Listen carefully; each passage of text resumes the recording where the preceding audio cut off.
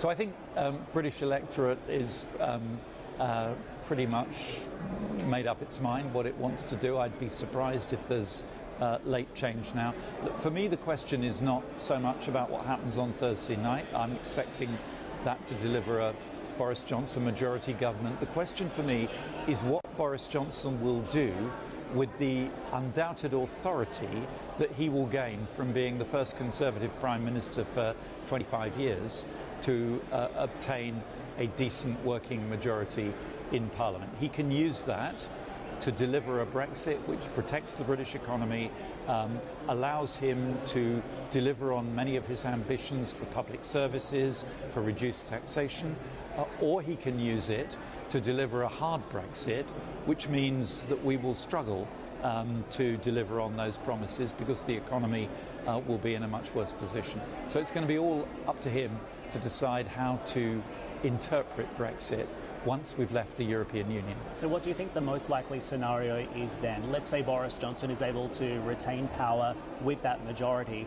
What happens next? Because Mohammed Al-Arian told me just yesterday that he would prefer to see a hard Brexit rather than the political churn and uncertainty that the Conservatives have been delivering throughout the course of this Brexit process. You've basically taken asset markets through the hedge, haven't you, over the past few months with this? Well, the responsibility of the UK government is to protect the interests of the UK population, not the interests of individual firms or investors. And firms and investors have developed strategies over the last 3 years to make sure that they will be in a good position whatever happens in Brexit. But the UK government has to make sure that the jobs, the wealth creation remains in the UK. And I think that what will happen if Boris wins the election with a good, solid majority is clear. He will push through Brexit very quickly. It will be done, and Britain will leave the European Union. But in a sense, that isn't the interesting question. The interesting question is what happens thereafter. How do we move forward in negotiating a future relationship with the European Union? And how do we manage the interim period? Because we only have until the end of next year in the so-called transition. The UK government would have to ask for an extension by June of 2020 if they wanted one. If they don't want one, they'll need to come to some alternative arrangement with the European Union that ensures that goods can continue to flow freely, that services can continue to be traded across the UK-EU border while we get to a long-term future arrangement. Nobody in Europe thinks that we're going to get to the final long-term deal by the end of 2020. And so we have to find a way of working together over a more extended period that allows us to reach that good outcome. So the Brexit process continues essentially. I'm afraid it does. I'm curious, I wanted to maybe just understand what people are saying to you as you move about the conference and you speak to the investors here. What are they saying to you about this wound that's been created by the Brexit process? Are they seeing positive signs moving forward, or are they concerned that perhaps the UK's reputation and image has been irreplaceably damaged as a result of this Brexit process? Well, look, first of all, there is no doubt that the UK's reputation as a haven of stability has been dented by this experience, but there's all to play for.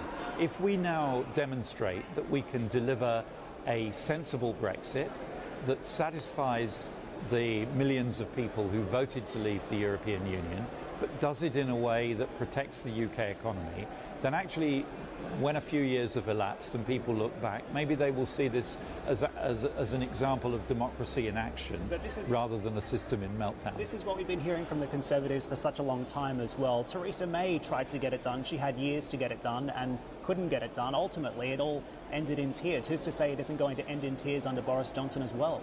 Well, because I think Boris will have a majority and he will be able to get this through Parliament. Frankly, even in the last Parliament, there was clearly a willingness to vote through this new withdrawal agreement. But everything is to play for in the future. What does the future relationship between the UK and Europe, the UK and the United States, the UK and the rest of the world, what does that look like? What are the trade-offs that we have to make between being aligned with Europe in economic and trade terms, or aligned with the United States in economic and trade terms. And we should look very carefully, having left the European Union. The point of leaving the European Union is to exercise our sovereign right to do what is in Britain's best interest, and that's what we should do. Just quickly, do you think the BOE needs to cut rates further to mitigate the impact of a Brexit shock?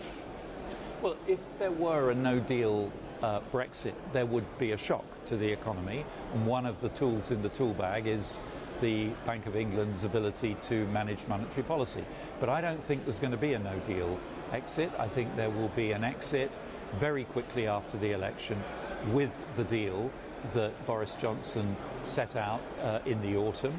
And then the longer-term question is how we evolve a new working relationship with the European Union going forward. And I think markets will be very relieved that we get the first stage done, but will then be reminded that there's still an awful lot to play for in how the second stage pans out.